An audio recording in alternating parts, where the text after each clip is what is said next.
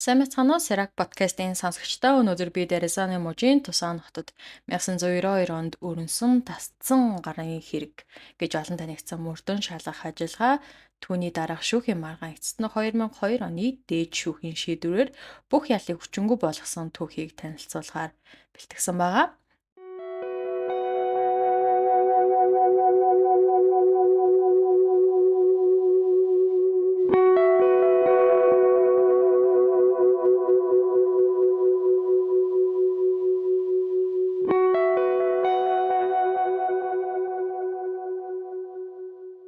Арын 9 настай коллежийн оюутан жүжиг судлалын ангийн Диана Викари гэгч гол дүрийн эмэгтэй байгаа. Хичээлдээ ирсэн байгаа. За тэгээ хичээл таарсны дараа тэр үеийн заншлаар ангийнхантайгаа гараа. За тэгээд оройн цагаар ойролцоох нэгэн бааранд орсон байгаа юм.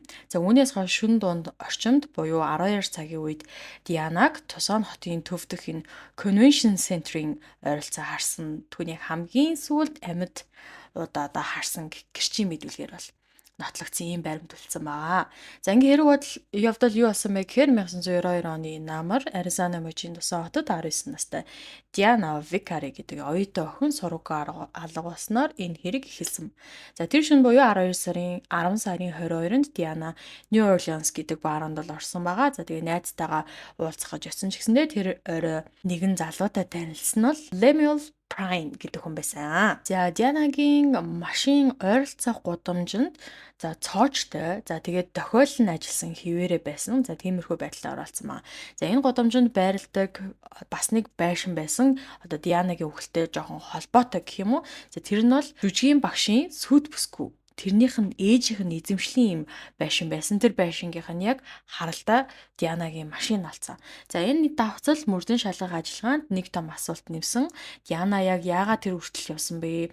Машин яагаад тэнд байсан бэ гэдгийг одоо том таамгийг бол төрүүлсэн маа. За ингээд Дианагийн машин хэд хоногийн дараа Лоос гудамжийн ойролцоо орхиодоо олцсон. Машинд ямар нэг мөр эсвэл тэмдэг байгаагүй. Харин 10 сарын 24-нд буюу 2 хоногийн дараа аимшигтай зүйл бол гарч ирсэн. Тэр нь бол угсаа ойлгомжтой нэгэн хогийн савнаас хунцар уутан дотор боосон хоёр гар болсон байна. Хүний гар. Эдгээр гаруудыг хүний биеэс одоо тайрсан нь бол илт байсан. Гэхдээ шүүх шинжилгээгээр л үхсний дараа бол тайрагдсан байна гэдгийг бол яг нотолсон юм лээ. За тэдгээрийг хоёр өөр зэвсгээр тайрсан байсан. За нэг нь бол эхлээд зүгээр нэлийн хүнд төрлийн эртээ хутга, нөгөөх нь болохоор юм шүдтэй хутга одоо шүдэд хутга байсан гэж. За ингээд цагдаа нарын хувьд энэ бол аимшигтай юм өрдгөн шалгах ажил бол байсан. Гэхдээ тэдэнд ямар нэгэн шууд нотлохоо бол олтоогүй. Тэр дундаа л хурууны хээдэ энэ ч юм уу ямар нэгэн гэрч бол огт байгаагүй. Гэвч хэдэн сарын дараа нэг гэрч бол гарч ирсэн. New Orleans-д одоо яг тухайн Дианаг хамгийн сүүлд амьд харсан гэдэг байгаа.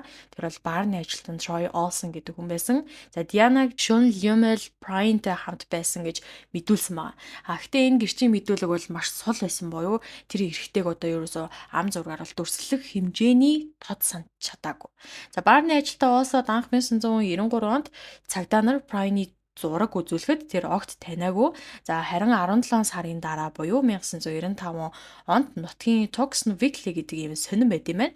За тэр сонинд болохоор Vicary болон Prime-ийн зургийг хамттан нийтлээд за тэгээ Vicary-гийн алгын гол сэжигтэй. Энэ бол одоо бид нар энэ аимшигтэй алгын гол сэжигтнийг бол олж чадлаа. Энэ бол тэр залуу байна гэж зургийг нь хамтан нийтлсэн юм байна. За тэгсэн чинь нөгөө нэг танихгүй байсан Олсоо чинь дахиад цагдаа руу одоо холбоо бариад би яг энэ хүнийг таньчлаа гэж мэдүүлсэн юм байна.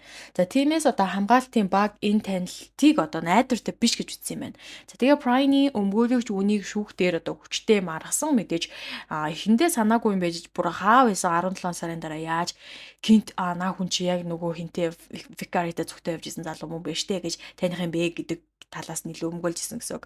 За гэвч шүүх уг мэдүүлгийг бол хасаагүй харин илүү найдвартай эсхийг нь одоо шүүгч л өөрөө шийднэ гэсэн ийм тэмдэглэлийг үлдээсэн юм байна. За Prime тухайн үед 2 ажил хийдэг байсан. Өдөр нь бол мужаан хийгээд оройн хөгшин хүмүүсийн хасрамжийн газарт сувилагчийн туслахаар ажил хийдэг байсан. Тэр дараагадаа нэг удаа би нэгийг нь алчихгүй дээ гэж хэлжсэн. Ол дарган сүүлдэл цагдаа нарт мэдээлсэн байлээ. За тэгээд мөн тэр олон хутгатай дотроноос мачете хүртэл байдаг байсан. За танил хүмүүстэйгээ бас ярилцахдаа би нэг эмэгтэйг хутгаараа сүрдүүлээд тэгтээ яг алаагүй дараа нь сулцсан гэж нэлээн өөртөө бахархсан маягтайгаар ярьж исэн гэдэг бас мэдээлэл байгаа. За хэргийг шалгах явцад цагдаа нар Prine-ыг 1993 онд бол байцаасан. За түүнд Дианагийн зургийг үзүүлэхэд нүүр нь танил юм шиг байна. Гэхдээ цээжийн хэсгийг нь бол танихгүй байна. Би ийм хөвгтэй эмгтээчүүдийг бол ер нь бол бараг самдгүмдөө гэдэг ухааны юм бол ярьсан байдаг. За энэ үг нь бол мөрдөн байцаагчийн анхаарлыг аюух татсан. Яагаад тэгэхээр тэр Дианагийн үзүүлсэн зурган дээр үг нь бол огт ил гараагүй тийм зураг байсан гэж байна. За харин үүнээс хэдхэн сарын дараа өөр нэгэн хэрэг ил болсон. Энэ нь бол 35 настай Tabitha Armenta гэдэг эмэгтэйтэй бол холбоотой хэрэг гэсэн үг. Хэрэгтэн нэг буюу Prine гэсэн үг. За тэр үед Armenta гудамжны биеийн үлэгжил хийдэг байсан. За дээрээс нь мансууруулах байдал сэргэлдэг байсан юм байна. Prine түүнтэй холбогдож байсан удаатай гэдгийг бол яг нөгөө биеийн үнэлэгч маань өөрөө бол нотолсон. За тэгээд дээрэс нь олон гэрчүүд нотолсон байгаа. За ингээ Armenta хожим цагдаа нарт бол цагтаал битсэн. Гэхдээ бол Prine өөрийг нь хутгаар сүрдүүлж хүч хэрэглэж би чамайг хэсэг хэсгээр чинь тастаж таранаа гэдэг тэр сүрдүүлгийг хийсэн юм аа гэдэг утга бүхий юм цагтлыг бичиж цагдаа нар руу илгээсэн байгаа. За тэр намайг айлгахтаа таашаал авч исэн. Надад хутгаа тулгаад тэгээд сүрдүүлгийн үгнүүд ашиглаж авах үе дээрээ хутгаа миний биеийн дээр гүйлгэж исэн. Эцэст нь би түүнд хэрвээ хийх гээд байгаа юм бол хий, яг одоо хий. Үгүй юм бол яг одоо намайг явуулаадах гэж хэлсэн чинь шууд тэр дараа намайг суллаад явуулчихсан гэж байгаа. Ингээд Prine 2 хэрэгт бол буруутгагдсан. Нэг нь бол Diana Vicari гэдэг эмэгтэйн аллага, хоёр дахь хэрэг нь бол сая дурдсанчлан Tabitha Armenta-гийн хулгай болон хүчирхийлэл гэдэг ийм хоёр хэрэг. 1999 онд шүүгч Prine-ыг бол хоёр хоригчийн хэрэгт зэрэг буруутай гэж үзээд за Diana-гийн хэрэгээр бол цаазаар явах ял, харин Armenta-гийн хэрэгээр 21 жил үүн дээр нэмэлтээр нөгөө хүчирхийлэл гэдэг утгаар нь 15 жилийг оноос юм байна. За тэгээ нийтдээ бол 36 жилийн хорих ял бол байсан. Гэхдээ өмгөөлөгч нь нэг чухал зүйлийг шүүхтэр гаргаж бол тавьсан. Тэрээр Дианаг үнэндээ Prine биш харин өөр нэг хүн алсан байх магадлалтай гэдгийг нотлох нэг том оролдлого бол хийсэн юм байлээ. За тэр нь бол John Mazure гэдэг нэртэй. За Mazure бол Дианагийн хамт ажилладаг нэгэн залуу байсан бөгөөд за тэгээ ажлын байран дээр ихтэй ажилтнуудыгаа хэд хэдэн удаа бэлгийн таамтанд оруулж исэн. За нэгийг нь бүр ажлын байран дээр хүчирхийлэх гэж хүртэл оролцсон. Маш өндөр тийм огцом уур уцаартай өөр нэг бас нэг эмэгтэйтэй маргалж бүр хамрыг нь хүртэл хазж исэн. За тэр хадсан хэрэг дээр бол мэдээж гэмтэл учраас яа шийтгэл бол оноогдчихсэн юм хүн юм байна. За тэр Диана алга босон орой бол бааранд ажиллаж исэн боловч дараа нь цагдаад би огт тэнд байгаагүй гэж бас худлаалсан. Мөн тэр орой шинэ байр түрээсэлсэн. Тэр байр нь яг баар ба Дианагийн машин олцсон газрын хооронд байрлалдаг гэсэн юм байна. Маргааш нь тэр ажилдаа ирэхдээ с ิจ гтэй байдлаар бол маш тийм сандарсан, ядарсан. За тэгээ дээрэс нь өмсөж зүүсэн хувцас айгүй тийм ийм их замбраагүй байсан. Тийм учраас нөгөө удирдлагууд нь бол нөгөө шалтгаанууд нь нэмэгдэж явж байгаа шалтгаан гараад ирэхээр шууд халдсан байгаа байхгүй юу. Өө чи өнөөдөр гоцорчлоо. Бараг тасалсан энэ цаг арчим бол тасаллаа гэж үзлээ. Тэгээд ямар эмх замбраагүй юм бэ гэдэг шууд талцсан байгаа хэрэг.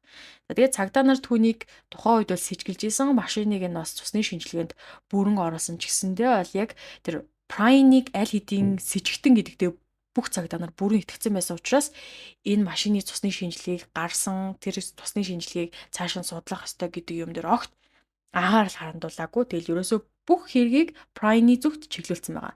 За гэвч анхан шатны шүүх Mazure-тэй холбоотой энэ мэдээллийг хамааралгүй тэгээ нотлохоо хангалтгүй гэж бол огт хүлээж аваагүй мэн.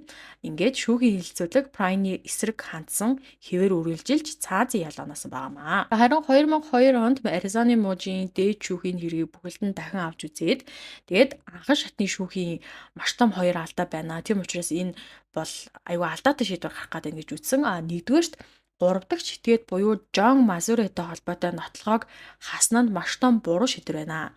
Хуульд 3 дахь хүний гин бурууг харуулж болох нотлохоо гэдэг ийм зүйл байдаг. Энэ нь тухайн нотлохоо бүрэн баталгаа болох албагүй ч гэсэндэ хэргийн талаар эргэлзээ төрүүлэх үз мөн хариуцагчийн гин буруугийн талаар шүүгчд болон одоо жюри гэдэг нь болохоор тангарагтны шүүх хурал гэсэн үг шүү дээ. Ер нь тангарагтнуудыг жюри гэж нэрлэдэг байгаа. За жюрид сэжүүр үгүйц байх юм бол заавал хэлэлцэгдэх ёстой зүйл байсан юм аа. За шүүхийн хэлснээр л мазуураатай холбоотой мэдээлэл нь яг ийм шинж чанартай байгаад байна. Энэ бол хамгийн том нэгдүгээр алдаа. За харин анхан шатны шүүхийн 2 дугаар алдаа нь юу байсан бэ гэхээр яг энэ шүүх хурал дээр хоёр өөр хэргийг нэгтгэж хилцээд байгаа нь маш тийм алдаатай систем байгаад байна. Ягаад тэгэхээр Викаригийн аллага, Армантигийн хулгайлалт хоёрын хооронд ямар ч шууд холбоо байгаагүй. За хогчдын нас, амьдралын хэв маяг, хэргийн нөхцөл, нотолгоо бүгд өөр байгаад хахад чинь зөвхөн хоёулаа эмэгтэй эсвэл хоёуланд нь хутгашилгдсан гэдэг нийтлэг байдал нь энэ хэргийг нэгтгэхэд хангалттай онцлол биш байгаад байна. Тийм учраас энэ хоёрыг тус тусад нь одоо шүүх хурал зарлаж яллах хэрэгтэй гэдэг зүйл ирсэн юм байна. За хуульд бас өөр гэмт хэрэгтэй төстэй шинж чанар нь тухайн хэрийг адил гэж үзэх үндслэл болдгоо маа. Тухайн хоёр хэрэг ижил signature буюу өвөрмөц арга барилтай байх ёстой гэж бол заасан байдгийм байна. За Викаригийн хэрэгт бий бол огт олдоогүй. За тэгээд бэлгийн шинж тэмдэг байхгүй мэдээж тэрийг яаж нотлох вэ? Хоёрхан гар нь олцсон багт чинь тийм ээ. Тэгээ харин Армантигийн хэрэгт бол амьд үлсэн гэрч өөрөө мэдээлж байгаа. За тэгээд дээрэс нь энэ гол сэжигтэн гэмт хэрэгтнийг бол мөнгө гэж таньж байгаа учраас энэ бол яг тусдаа зүйл ангаар заалтаар ял идүүлэх боломжтой зүйлээ гэж ярьж байгаа. За иймд Аризоны мужийн дээд шүүх 2002 оны 8 дугаар сарын 20-нд шийдвэр гаргасан. Lumel Bryant бол оноос нь бүх шийтгэлийг хүчингү болгож энэ хэргийг шин шүүх хуралд дахин хэлцээг шийдвэрлэж байгаа. Биш айгүй хангалтгүй дээрэс нь цогцыг нь жолоогүй энэ хэрийг шууд бүх насаар нь хорих ялыг идэлж болохгүй. За дээрэс нь нөгөө Армантигийн хэрэг дээр чинь 36 жилийн ял гэхээр энэ хоёрыг алийг нь төрүүлж идэлүүлэх вэ гэдэг ойлголт бас яваад байгаа. Армантигийн хэрэг дээр ялыг нь идэлүүлж байх явцад нь Дианагийн хэргийг бүрэн судлаад шийдвэрийг нь гаргуулах хэрэгтэй гэдэг юм одоо дээд шүүх бол яриад байгаа. Дангиснаар Прайны цаазын ял хүчингү болсон. Тэр дахин шүүхийн өмнө гарах хэрэгтэй болсон ч гэсэндэ энэ нь бол нэг талаараа хууль зүйн системд нотлохоо сул холбоо бүдэг байхад хүн амьдралдаа амьдралаа энэ бүхэлдээ амьдралаа алах хэсгүй гэсэн зарчмыг баттгсан маш том шүүхэн шийдвэр болсон байгаа. Дээд шатны бол. За тэгээ State v Prime гэдэг хэргийг бол 10 жилийн турш шүүх, мөрдөн шалгах байгууллагуудын дунд хилцэж олон нийтийн анхаарлыг татсан хэрэг болоод байсан. Гэхдээ энэ бүхний цаана ганц бодит үнийг хэлэхэд Диана Викаригийн бие өнөг хүртэл болдоггүй. Түүнийг яг хэн алсан баттай тогтоогдоогүй хэвээр үлдсэн. Бид нар бол угаасаа яг Диана Викаригийн хэргийг ярьж байгаа. За Арманд та дээр ч гэсэндээ ер нь бол яг аль биесээр гарсан шүүхийн шийдвэр байгаа мó гэхээр бас яг сошиал дээр бас юусоо олдохгүй байгаа. За бас яг ер нь энэ хэргийг чинь бас яг Reddit дээрээс олсон юм аа. Тэгээд тэрний өмнө бас би хальт харчихсан байсан. Тэр нь TikTok дээр бас айгүй алдартай болоод зөндөө олон бичлэгнүүд яваад байсан. YouTube дээр яг энэ нөгөө Diana Vicari-гийн төрсөн дүүн нэг ихчтэй зориулаад дурсалтан зориулаад нэг дуу бичсэн байсан. Тэгээд тэр дууг хүмүүс айгүй репост хийгээд айгүй алдартай болгоодсэн. Тэгээд тэрийг нь харцаад ямар ч тач өнгөрөө байжсэн чинь ер нь нэг гадаад хэрэг оруулаад даа гэж бодож явж агаад тэгээд Reddit дээрээс унсч ирсэн чи яг энэ Vicari-гийн хэрэг гарч ирсэн байхгүй юу. За тэгээд тэр нөгөө дууныхаа талаар таадаг ярьж өгөх юм бол 2003 онд Pema мужийн прокурорын газар бүх хэргийг бүр мөсөн хаасан. Тэгээ Prime болохоор Utah мужид өмнөх ял шийтгэлээ үргэлжлүүлэх идэлж байгаа. Тэгээ 2023 оны 8 дугаар сард одоо нас орсон саяхан нас орсон гэсэн үг. За энэ бол Диана Викаригийн дүү Debbie Vicari-гийн бичсэн одоо аюу тийм сэтгэл хөдлөм цагтл байгаа. Тэрийг нь би бас шууд таадаг орчуулад уншаад өгье гэж бодож байгаа.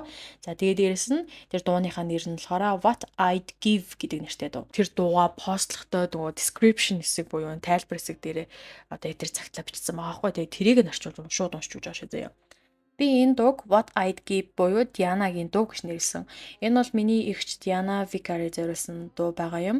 Түүний 2 гар хогийн савнаас олцноос хойш 3 сарын дараа би энэ дууг бичсэн. Энэ бичлэг илүү хүчтэй, илүү өвдөлттэй мэдрэмжийг илэрхийлэх болно гэж итгэж байна. Vicari гэсэн нэр аль хэдийн муугаар олон түмэнд бол алдартай болцоход байгаа. Би бүх зүйл хэтэрхий хүнд хэцүү болоход баг зэрэг амрах хэрэгтэй болсон. Алалгын дараах амьдрал гэдэг маш хүнд байдаг. Гэвч би сүүлийн жилдлүүдэд дахин хөл дээрээ босож хохирогчдын эрхийг хамгаалах бүлгүүдэд идэвхтэй оролцож энэ сэдвээр нийгэмд дуу хоолойгоо өргөх болсон. Энэ бүхнийг олон нийтэд дахин гаргаж ирж байгаа нэг гол шалтгаан бол миний эгчийн алалгын гол сэжигтэн гэгдэж байсан нэг хүн одоо хүртэл сураггүй байгаа. Түүний нэр бол Жон Мазуре. Би найдаж байна. Магадгүй энэ бичлэг, энэ видеод хүн дээрх мэдээ түүний нэр интернетээр түгэх юм бол хэн нэгэн түүнийг мэдэх эсвэл хаана байгааг нь хэлж өгөх хүн гарч ирж магадгүй юм аа. Магадгүй тэр биш ч байж болох ч гэсэндээ сүүлийн үед олон хүн надад түүнтэй холбоотой мэдээлэл бол өгч байна. Миний эгчийн хэрэг одоо хүртэл шийдэгдээгүй unsolved case ийм статустай байгаа. Гэхдээ интернет сошиал орчин заримдаа гайхамшиг бүтээж чаддаг би итгэж байгаа. YouTube ч гэсэн тусалж чадна. Нэг л хүн мэдэж байгаад бүх зүйл өөрчлөгдөнө. Тиймээс би хүн бүхэнд хандъя гэж шийдсэн. Энэ бичлэгийг хуваалцаарай. Please share this video гэж явагдсан байгаа. Нэг л хүн мэдэж байхад бол хангалттай. Миний эгчийн хэргийг анх мөрдөж байхдаа цагдаа нар өөр нэг сэжигтнийг бол нэрлэж исэн. Тэр нь бол Lumel Prime гэж одоо яг энэ хэргийн туршид яригдж байгаа гол сэжигтэн байгаа. Гэхдээ Диана тухайн үед өөр хүнтэй өөрөөр хэлбэл тэр чин одоо жүжигийн багш Роберт Энсила гэдэг эртээ үерхжсэн юм аа. Манай ээж Дианагийн сургууль болсны дараа Робертийн гэр бас түүний сүд бүсгүйн байшинт хүртэл очиж хайсан. Сонирхолтой нь Дианагийн машин олдсон байшин бол яг тэр сүд бүсгүйн ээжийн эзэмшлийн байшин байсан бөгөөд худалдах гэж эсвэл escrow гэдэг одоо тийм хэлбэрт орчихсон байсан. Маш сонин давхцал байгаа биз тийм үү? Дианагийн цүнх машинд нь бас байсан. Яг л тэр хэдхэн минутын дараа буцаж ирэх гэж байгаа юм шиг л тийм л зүйл. Тэр зөвхөн түлхүүрээ аваад буусан бололтой байсан. Би хувьдаа Роберт Энсилаг хамгийн их сэжүүлдэг. Цагдаа нар түүнийг худал яриаг шалгах тест буюу polygraph-д оруулсан. Тэр бол үнэн гэж одоо дүгнэлтөд бичигдсэн байсан. Гэтэ би итгэдэггүй маа. Тэр орой бол яг жүжигийн хичээлтэй байсан шүн бөгөөд тэр хоёрын хооронд харилцаа бол байсан. Тийм болохоор би анханасаа түүнийг хамгийн том сэжигтэй гэж бодож ирсэн. Би хэдэн жилийн дараа түүнтэй дахин уулзсан. Гэхдээ тэр Дианагийн талаар юу ч одоо тийм сайхан үг бол огт хэлээгүй. Харин тэр өдөр миний амьдралч гэсэн онцгой өдөр байсан. Би тухайн үед хүн амны хэрэгээр сэжиглэгдсэн өдөр байсан болохоор би маш тод санаж байна гэдэг утга бүхий зүйлийг надад хэлж байсан. Надад энэ үг аимшигтай сэтгэл төрүүлсэн. Хэрвээ тэр хүн жинхнээсээ гимсэн бол ядаж надад миний эгчийн одоо харамсалтай зүйл тохиолдсон шүү ч тиймэрхүү үгнүүд бол хэлэх байсан шүү дээ. За бас энэ нэг сэжигтнэр хүмүүс түүний сүд бүсгүйг бол нэрлэдэг байгаа. Тэр ч бас нэг боломжийн хувилбар шинэ гарч ирсэндээ энэ шинжилгээний дүн гарч байгаа ч гэсэндээ энэ нь эрэгтэй эсвэл эмэгтэй хүнийх эсэх тодорхой болгоогүй байгаа. 9-р сарын 6-ны байдлаар бид хариуг нь хүлээж байна. Ингээд бодохоор одоо энэ хэрэгт хамгийн сэжигтэй 3 эсвэл 4 хүн байгаад байгаа. Нэгт бол Жон Мазуре буюу түүний хамт ажилладаг байсан Викаритай хамгийн сүүлд уулзсан гэдэг байгаа хүн. Хоёр дахь нь Lumel Prime цагдаагийн албан ёсны сэжигтэн өмнө нь ял шийтгэл авч байсан хүн. Гурав дахь нь бол Роберт Энсила жүжигийн багш мөн Дианатай хувийн харилцаатай байсан эрэгтэй. Дөрөвдөх нь бол хүмүүс илүү их магадлал дэвшүүлээд байгаа хүн. Энэ нь бол Роберт Энсила эрэгтэй одоо сүт бүсгүй гэсэн ийм 4 сэжигтнийг үл яг нэрлсэн байгаа. Би бол хувьдаа Роберт Энсилаг хамгийн их сэжиглж байгаа. Харин бусд нь Жон Мазуре дээр төвлөрч байна. Цагдаагийн мөрдөн байцаагчид бол энэ хэргийг Lumel Prime үйлцсэн гэдэгт бол итгэсэн хэвээрээ байгаа. Гэсэндээ одоо ч гэсэн эргэлзээ бий. Lumel Prime анх Дианагийн хэрэгт буруутгагдж шүүх түүнийг цаазаар авах ял оноос нь 2002 онд Аризонагийн дээд шүүх хэргийг хүчингү болгосон. Гэсэн хэдиж тэр хүн өмнө нь эмэгтэйчүүдэд халтсан хүчирхийллийн хэрэгүүдтэй байсан гэдгээрээ болзошгүй цуврал хүчирхийлэгч магадгүй алуурчин байсан ч гэж үзэгдэж байсан. Энэ бүхний даван туулах гэдэг маш их шаналтай зүйл байна. Би бүх хохирож болсон хүмүүсийн гэр бүлд ямар ч одоо хэлэх үггүйгээр эмгэнэл илэрхийлээ. Энэ зовлон туулж байгаа хүн бүрт би чин сэтгэлээсээ ханддаг. Миний эгчийн хэрэг өнөөдрийг хүртэл шийдэгдээгүй хэвээр байгаа. Би олон жилийн бүхний дотроо хадгалж ирсэн. Гэхдээ одоо би хэлэх ёстой зүйлээ хэллээ. Эцэст нь би олон жилийн дараа ам нээж чадаа надад туслаарай. Энэ бичлэгийг хуваалцаарай. Энэ дууг бас түгээгээрээ нэг л хүн мэдэж байхад хангалттай. Эх 7 хоногт би өөрийн гараар видео бичлэг хийж нэмэлт мэдээлэл оруулна. Мөн энэ хэргийг cold case буюу шийдэгдээгүй хэрэгүүдийн жагсаалтанд эсвэл America's Most Wanted нэвтрүүлэгт оруулах талаар ажиллаж байгаа. Миний зорилго бол хичийнхээ хэргийг дахин анхааралд оруулах. Надад итгэж дэмжиж байгаа бүх хүнд би талархал илэрхийлж байна. Та бүхний дэмжлэгт итгэл, сайхан үгс миний амьдралд үнэхээр утга учир өгдөг. Debbie Vicari гэсэн ийм урт description, ийм урт тайлбартай өөрийнхөө дууг бол постлсан байгаа.